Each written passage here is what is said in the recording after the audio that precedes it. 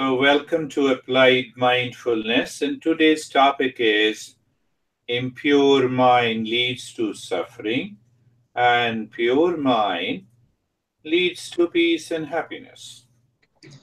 Добро пожаловать на сегодняшнее занятие, и тема сегодняшнего занятия нечистый загрязненный ум приводит к страданию, а чистый ум приводит к счастью. So our Guruji might be knowing, Sasha might be knowing, there is a text in Buddhism, Dhammapad. So that Dhammapad says the impure mind leads to suffering and the pure mind leads to peace and happiness. Есть такой текст в буддизме Дхаммапада, и в нем говорится, что чистый ум приводит к счастью, а загрязненный ум приводит к страданию. So there are a couple of things to understand before we will go for a practice. What is mind? What is impure mind? What is pure mind? And how to make the mind pure to discover peace and happiness. Нам нужно разобрать несколько моментов, прежде чем мы перейдем к практике. Это что мы подразумеваем под умом, что мы подразумеваем под нечистым, загрязненным умом, что мы подразумеваем под чистым умом и что мы подразумеваем под счастьем и несчастьем. The moment I say I am looking at you guys, I have started guiding, what happens? From one, it becomes two and more than two. That two and more than two is the mind. В тот момент, когда Гуруджи на нас смотрит и начинает свое учение, то в этот момент из одно становится многим. То есть из одного получается несколько. Now get the second understanding. I'm looking at you guys. Dennis is translating what I'm saying from English to Ukrainian. И это несколько, оно рождается в уме. И вот сейчас Гуруджи говорит, обращается к нам, я перевожу Гуруджи. So is there any problem? I'm speaking calmly. Dennis is translating calmly. You guys are listening calmly. Is there any problem in the mind? Итак, существует ли какая-то проблема сейчас у нас в уме? Гуруджи спокойно объясняет, я спокойно перевожу, а все остальные спокойно слушают. Есть ли здесь какая-то проблема, связанная с умом? So you go to the restroom, you wake up in the morning, you have a good sleep, you lie down on the bed. Everything is done by the mind and there is no problem.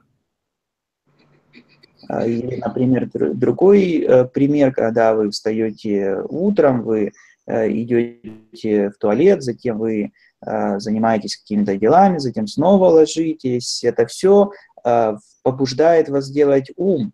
И есть ли здесь какая-то проблема, связанная с умом? And then what happens? The mind says, I don't understand. Mind says, I'm feeling uncomfortable. Mind says that I have lot of thoughts, and the problem comes. Ну, случается так, что ум говорит, что ему что-то не нравится. Ум начинает возмущаться, ум говорит, что у него возникает какая-то проблема, и тогда реально проблема возникает. So, do you understand? It is the mind that experiences the problems. It is the mind that creates the problem. И здесь ключевой момент заключается в том, что именно ум познает проблему, именно ум ощущает наличие проблемы, и ум создает эту проблему. You are preparing a tea on a gas stove. When you put a kettle with one cup of water. So you can make a cup of tea, and if If you leave the water in the kettle on a gas stove, so what happens? Если вы готовите чай, например, на газовой конфорке, то вы должны наполнить кружку водой, затем туда положить чай и закипятить ее. Но если вы оставите эту кружку на огне, что тогда случится? So fire in the gas stove is not a problem because you left the kettle in the water, you forgot it, and after some time you start having a very burning smell in your entire house.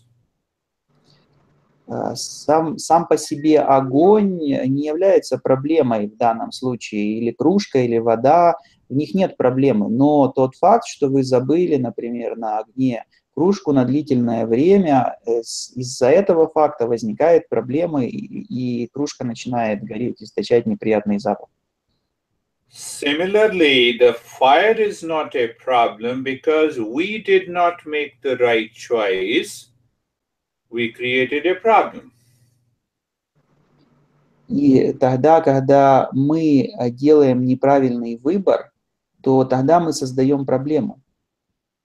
So there was two great masters. One is Patanjali and the other is Ved-Vyasa.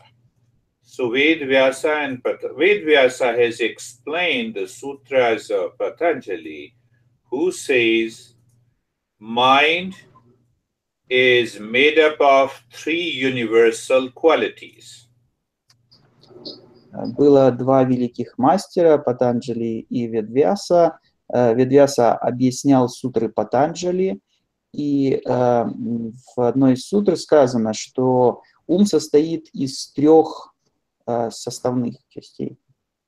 So I'm just giving an example. This mind, according to Vyas, is 90% of sattva guna. Ум на 90% состоит из сатвы.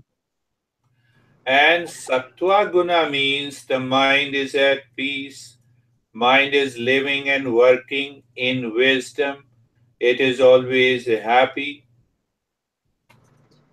И это означает, что ум пребывает в сатве, ум работает спокойно, ум имеет мудрость для того, чтобы делать повседневные вещи, и ум счастлив.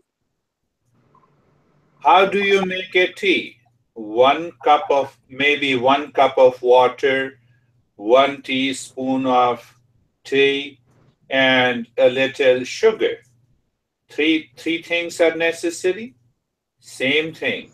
Mind is also made up of three things. 90% is water, means sattva guna, the good qualities, peace. 7% is rajoguna, means activity, hyperactivity. Those people who complain, they don't have time to rest. Когда вы делаете чай, то вам необходимо, наверное, 3 ингредиента. Это вода, это, собственно, чай и сахар.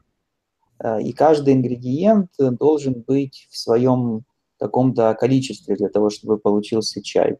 Подобным образом ум состоит тоже из 3 составных частей. Первая – это саттва, она подобна воде в чае, и ее больше всего 90%. Вторая составная часть, она занимает 7%, это раджа-гуна, и она ответственна за активность ума. So you see that sattva guna is 90%, rajoguna is 7%, tamoguna is 3%. Tamoguna means inertia, feeling sleepy, laziness, anger, violence. Even then we complain, my mind is wandering. И последняя составная часть ума – это тама-гуна, то, что мы называем тамасом. Это то, что отвечает за усталость, за злость, за негативные эмоции, но тоже присутствует в нашем уме. You see that I have a clean shirt, and if there is something here, the dirt, what I do? I clean it. And again, the shirt appears very clean, the same way we have to clean the mind. And that is the process and the practice of meditation. Если, например, наша одежда загрязняется, если на ней появляются какие-то грязные пятна, то мы ее очищаем, мы просто стираем ее, и одежда снова становится чистой. И подобным же образом мы должны поступать и с нашим умом, очищая его. So now we are learning from our teachers. The Buddha says, the mind is the field of all the experiences. Impure mind leads to suffering. Pure mind leads to happiness. Мы все наши знания мы обретаем от наших учителей, и Будда, как один из учителей, сказал, что все ощущения пребывают в нашем уме, и если ум чист, то он ведет нас к счастью, загрязненный же ум ведет нас к страданию. So in order to understand the mind which is pure and impure, we have to understand how the mind is made up of, what causes the mind to exist. So we have understood mind is made up of three gunas. 90% sattva means peace, 7% rajas means hyperactivity, hesitating, wandering, and 3% is inertia, lazy and sleepiness. И для того, чтобы понять, каким образом ум приводит нас либо к счастью, либо к страданию, нам нужно понять, что вообще такое ум, из чего он состоит. И мы сказали, что ум состоит на 90% из саттвы. Это она подобна воде, она олицетворяет счастье. На 7% состоит из раджаса, который олицетворяет активность, и на 3% из тамаса, который олицетворяет пассивность. Now, after understanding these two factors, third comes, we have to learn from our own experiences why I am suffering, why I have pain, why I have anxiety, why I suffer from stress, even when the mind is 90% pure. Следующим же шагом является обучение на нашем собственном опыте, когда у нас возникают стресс, злоба, какие-то проблемы, то наша задача анализировать, почему это возникает. Даже если ум 90% наполнен саттвой, то все равно мы должны рассуждать о том, почему возникает страдание в нашем уме. So if I experience the stress, anxiety, reaction, and pain, now the conclusion is it is because of the impure mind. Итак, если я ощущаю стресс, беспокойство, проблемы, то вывод в том, что причина этого является загрязненный ум. So the impure mind, when the rajoguna, that means the activity part of the mind, and the inertia part of the mind takes over the peaceful mind, then the mind becomes impure.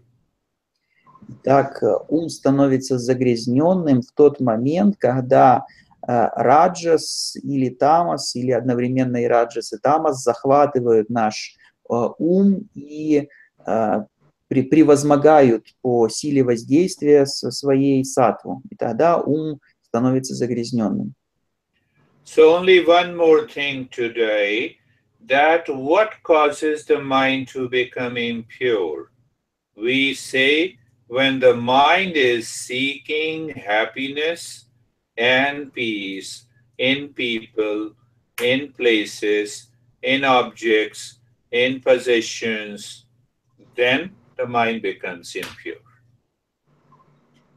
И так, что же какие именно действия побуждают ум становиться загрязненным, нечистым. Когда ум ищет счастье во внешних вещах, объектах, процессах, в людях, в каких-то внешних проявлениях, то тогда ум становится нечистым. And that we will understand in detail in the following sessions next week.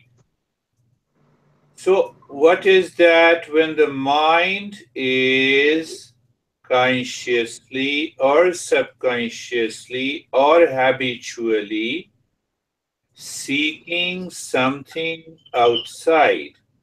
The mind creates an association.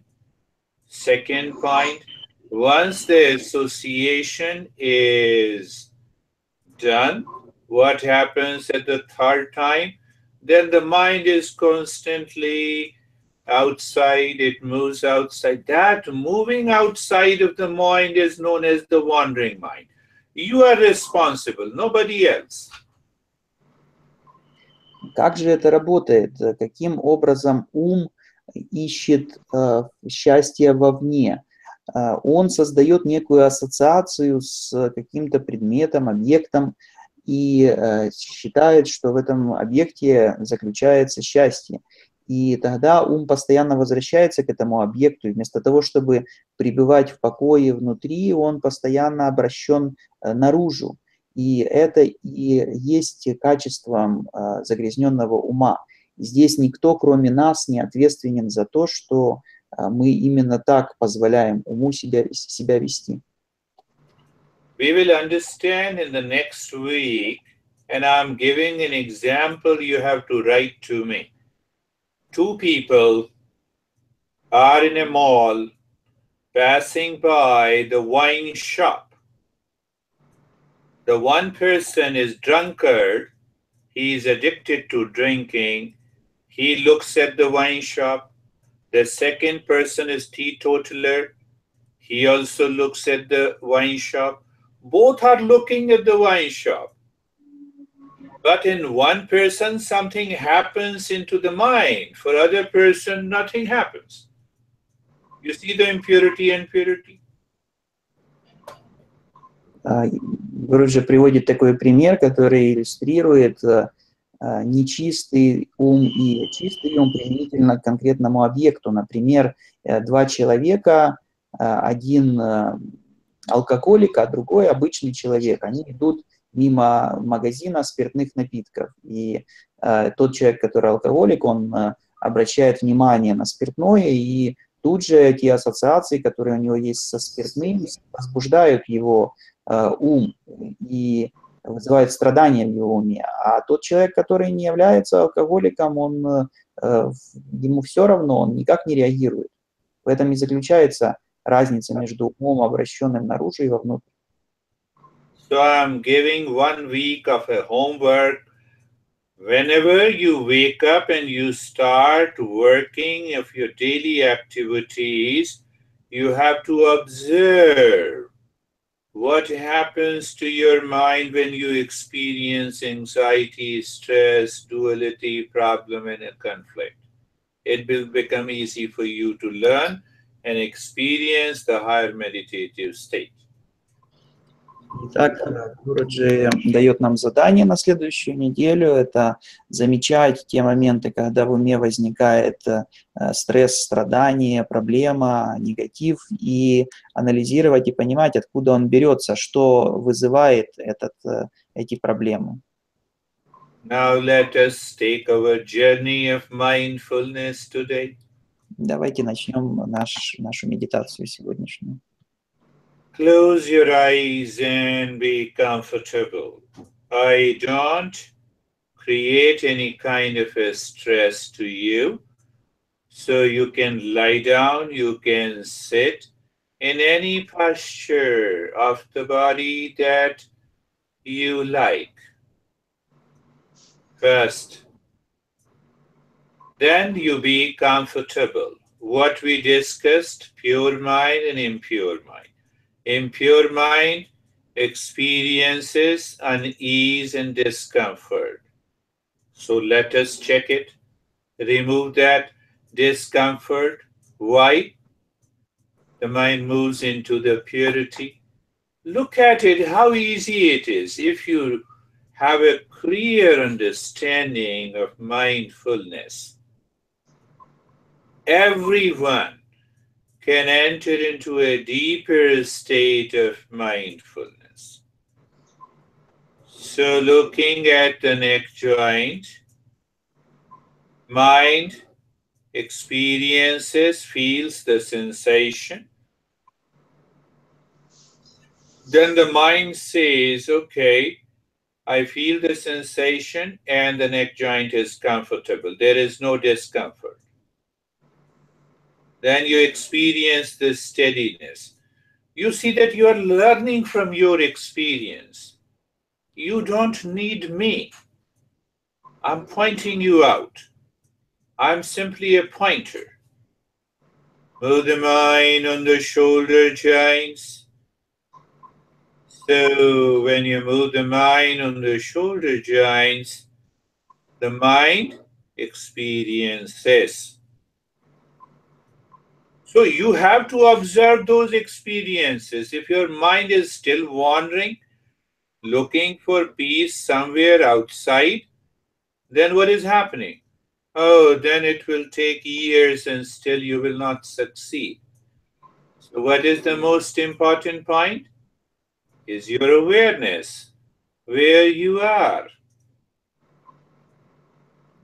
So when you experience the sensation in the shoulder joints, those sensation tells you are comfortable and steady. The mind is pure now. At this moment, I'm talking of only this moment. Then the mind moves to the hip joint. Feel the sensation, being comfortable and steadiness. You see that you have started purifying the mind. And how easy it is. Why it is easy? Do you remember? 90% the mind is sattva, mind is pure, mind is in peace. You cannot change the nature of the mind. The impurity is on the surface. Look at it. Once you understand, you will continue to live in the state of the mindfulness. Move the mind on the ankle joints. Feel the sensation. The mind says you're comfortable. Well, when you are comfortable, you experience the steadiness. The entire body is comfortable. Why we want to experience the comfort in the body? Is this meditation? No, but still it helps. It is purifying the mind. Understand, that's what I have been guiding you for years and years and years. The mind, now the second point is being carefree. What is the meaning of being carefree? When no thought, no feeling, no sensation, whether it is painful or non-painful, disturbs you, then you are carefree. Don't you understand that? Yes. So, but how to discover, how to know that? Do you need to do anything when you are carefree? No. First point. Then what happens? Because we are carried away by the past impression, present thoughts. So what should we do? We are aware. Thoughts are coming. We are not chasing the thought. Thought is coming. We are not controlling it. Thought is coming. We are not suppressing it. We are not rejecting it. If you hear any noise coming from the traffic, you don't fight with it because you know the noise of the traffic has come and it will go same way. That is the meaning of being carefree. But why we want to be carefree? Is it not the purification of the mind?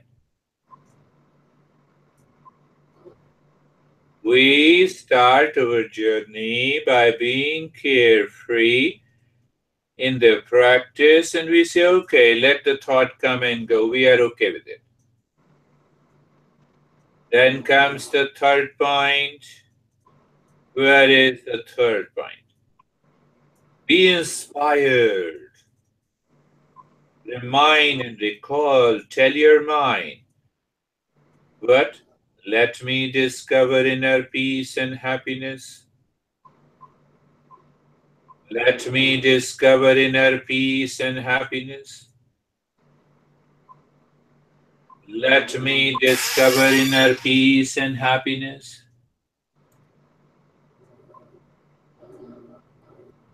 So when you discover inner peace and happiness, that is your goal, the mind starts moving inside. So you see that what we are doing today with a clear understanding and translating that understanding into a reality. The Buddha says the impure mind leads to suffering, pure mind leads to happiness.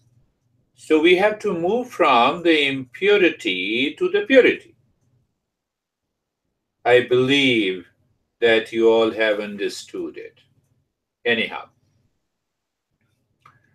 so in that state of being comfortable, being carefree and casual,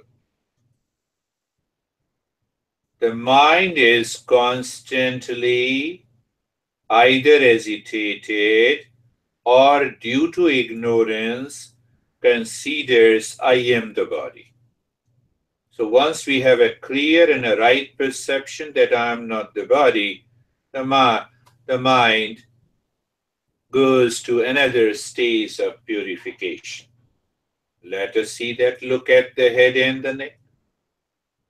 So when you look at the head and the neck, remind it is already comfortable and carefree. When you look again, you feel the sensation, you experience the relaxation, and you experience the stillness.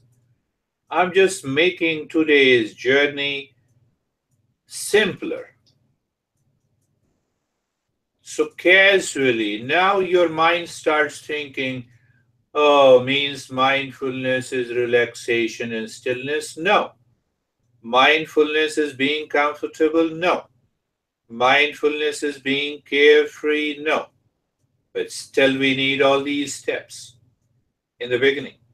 Let the time come when I will not introduce these steps, something deeper. So look at the right arm.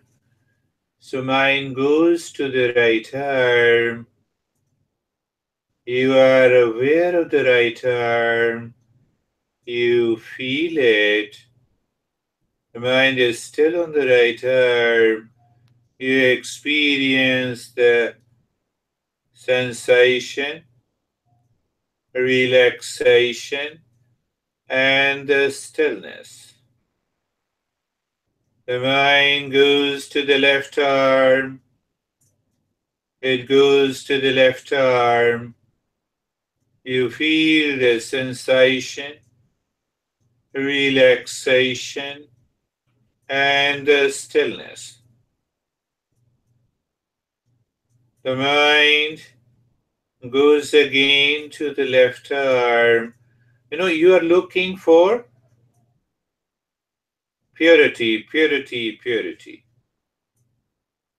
And that is why we are experiencing sensation, relaxation, and stillness. The mind looks at the chest, the rib cage in the front, and the back.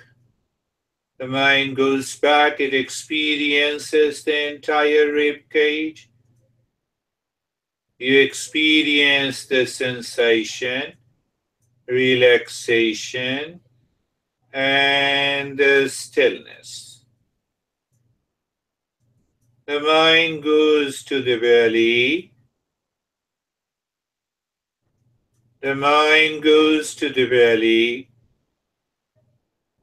Mind goes to the belly. You feel the sensation, relaxation, and stillness.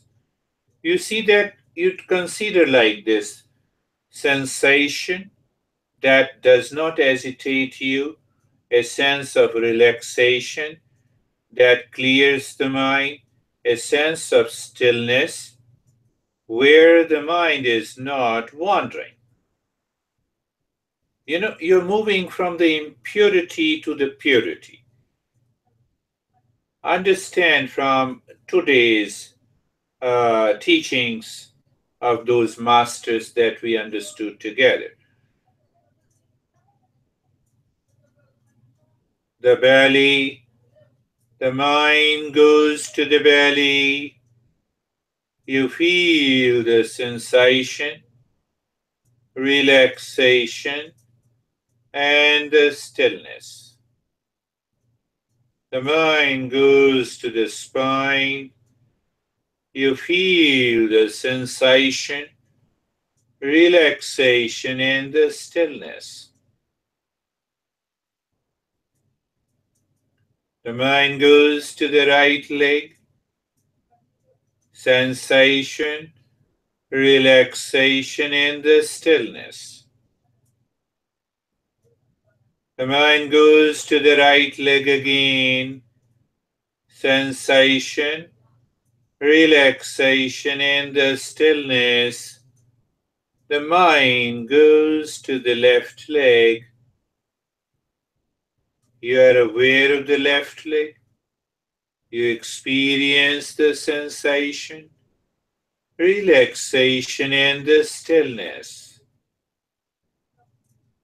You see that the mind goes to the left leg again. Slowly, you feel the sensation, relaxation, and the stillness. Now, in that state, what it shows us,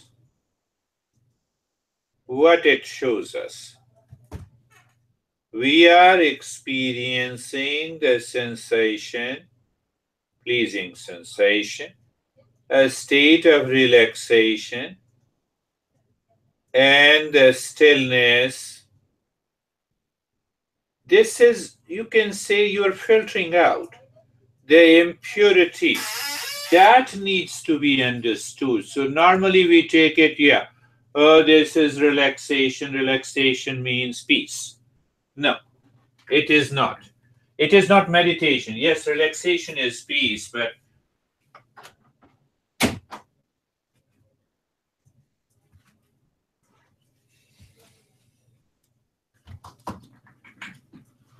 now in that state of sensation, relaxation, and stillness. So what is the purity of the mind if we understand? The purity means the mind is living in a natural state. What is the natural state? 90% it is peace. 7% it has to be active. That is how you have to listen to me.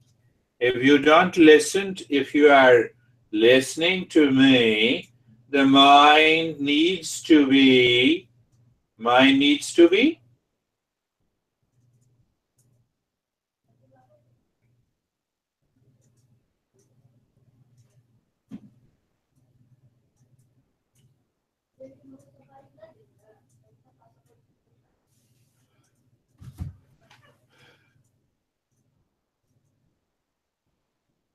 and that peace is of the nature of space.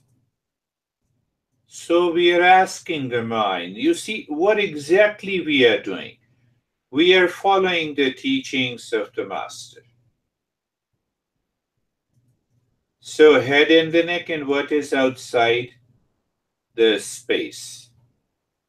And you have an experience of sensation, relaxation, and stillness in the head and the neck. And then you look inside the head and the neck. When you look inside the head and the neck, you don't look from the past memory. You look through the wisdom, understanding. What is that understanding? The sense organ cannot go inside. Oh, if I cannot see through any of these sense organs, then what is there? Simply the space. How simple it is. When the mind experiences the space inside and outside, it breaks the barrier, the greatest impurity of the mind. What is that impurity? I am the body. And the moment you break that notion, that impurity, you simply live in that state of meditation.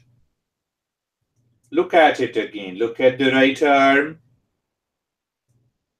Outside there is a space. Experience of the right arm is in the state of sensation, relaxation, and the stillness. Okay. What is inside the right arm? Simply this space. Space is inside, space is outside. What is another impurity at a very subtle level? This is the impurity, not like any physical impurity. When we use the word mental impurity, it has to do with the thought, it has to do with our habit, it has to do with our conditioning. You see that? Sometimes we start, let me detoxify the body and it will purify the mind. No, it has never happened. Otherwise, Buddha should have taught it.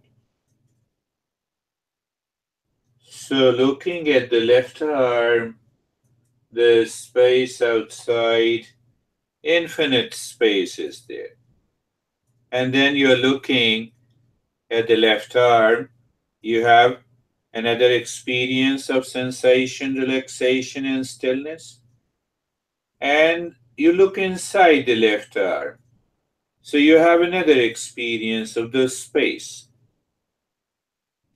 And you know what will happen? The mind will break this outside and inside when you become aware that the space inside and outside is essentially one. There is no difference at all. Just see that. How easy it is. You know the space inside your home and the space outside is essentially one. Whether your house is still there or it gets demolished, the space is one. See that point? Understand? So both. You should remember, you should understand. Understanding is also required. We'll understand and practice with other principles.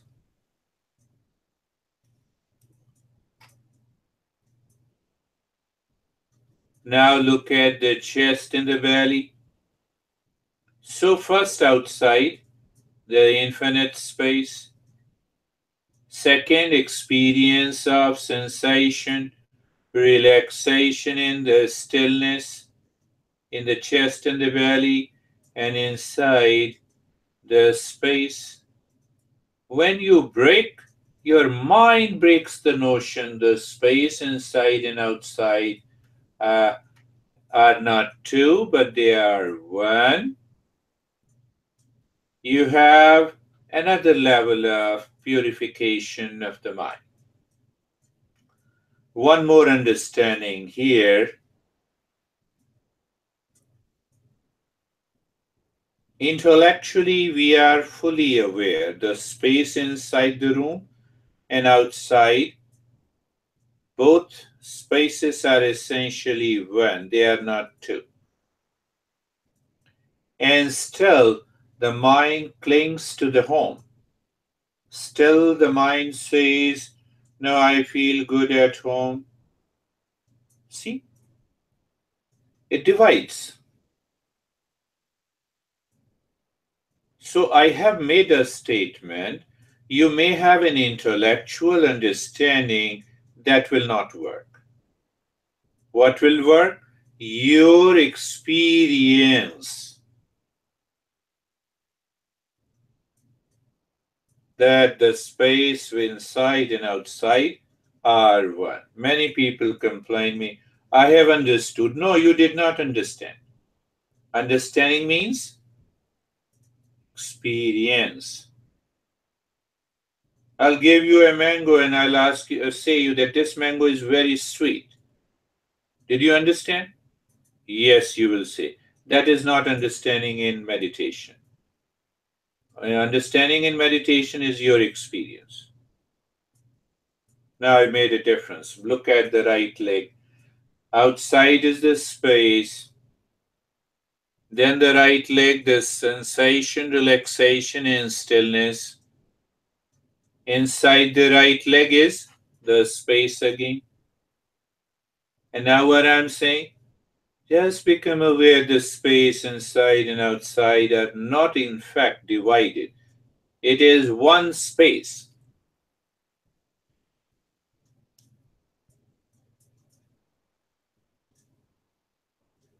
How simple it is.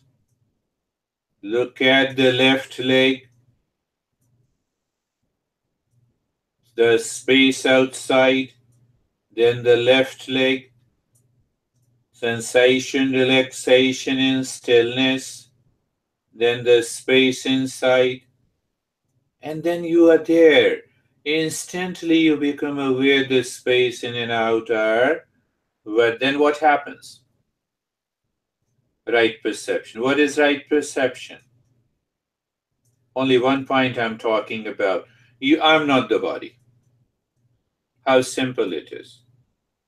So we know we are not the body intellectually, but due to our past impression, due to the law of karma, due to our clinging, this mind does not leave this impurity so easily. The entire body, outside is the space, body, sensation, relaxation, and stillness. Inside is the space. So this is mental understanding. And what is right perception? Your experience of one space without even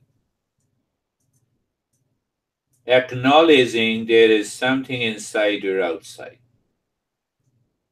Look at it.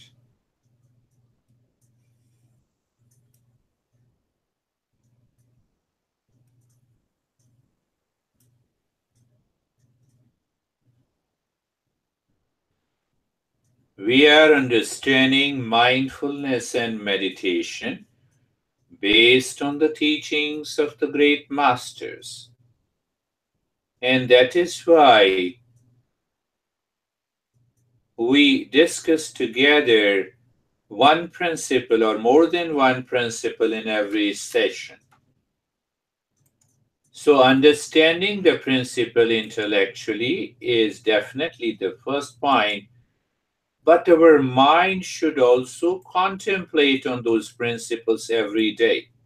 Even if you have 10 minutes, no issue, but if you make it a habit, that is known as self-study. That is known as swadhyaya. Swadhyaya is not reading the teachings of a great master like a novel, like a fiction. You're feeling sleepy, I read every day. That doesn't work. So anyhow, now looking at the breath goes in and out. We'll pick up one understanding of this breath. Now you're looking at the breath. Breath is going in and out. You're feeling the sensation. There is no change in the rate and the rhythm of the breath. I have been saying it almost for many sessions. What is the point of wisdom here? My friends, the point of wisdom is you are aware of the breath going in and out, and if the mind doesn't jump to any other thought and you don't forget the breath, what it means? Purity of the mind. That very wandering nature, unnecessary wandering of the mind comes to an halt, but it is still wandering. But that wandering is a positive one. Where it is wandering, I say, become aware of the breath. So when the breath is going in, one wandering. Breath is returning, second wandering.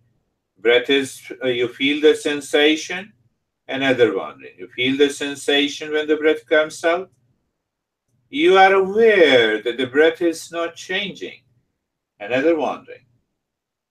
Why? Why you say so? You may ask me. That is the nature of the mind. What is the nature? 90% sattva, peace, 7% wandering. If the mind is not 7% wandering, then how can you practice mindfulness? But that wandering is regulated. Sometimes we start thinking, I had lot of thoughts. Let there be millions of thoughts. You're not at all concerned. After all, you have millions of thoughts. Mind only wanders on couple of thoughts. Same thing here. That will take you to a deeper state of mindfulness, my friends. And where is the third quality of the mind? That is keeping your body totally still. That is making you experience freezing, numbness, tingling. You see that? All the three natures, when they are in a right proportion, when they are in right quality and quantity, one master says, that is known as samadhi. We'll understand, remind me that we'll talk about this samadhi next week. Do nothing, remain as you are now. Just doing nothing, living into that state.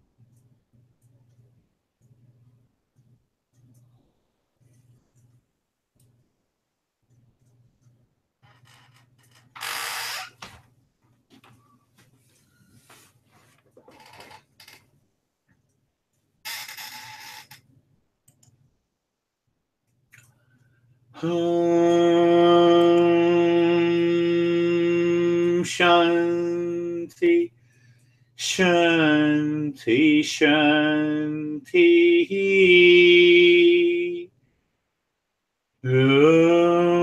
Shanti, Shanti, Shanti.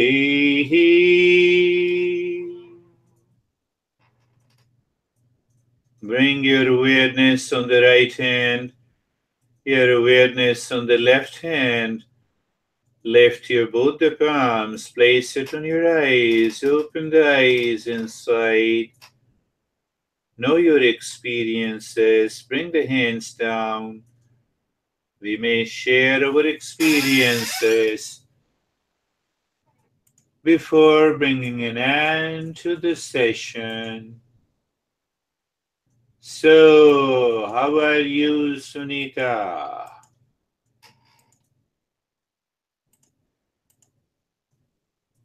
Yes, perhaps I don't.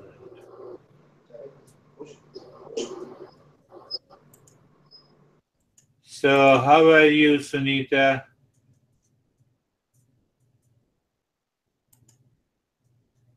Okay, so how are you, Samir? I don't hear you. Sasaji, did you understand? We are understanding the principles of mindfulness from Buddhism, and then we are doing the practice.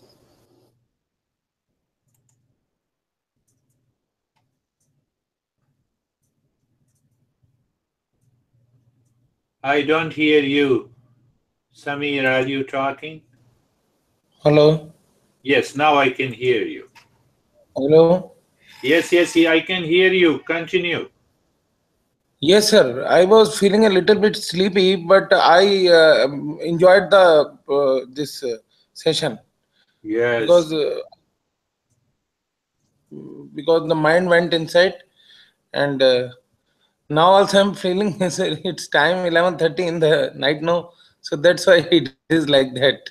Yeah. Okay. So Dennis is just feeling calm and relaxed. Yes, and Sasha is also feeling good.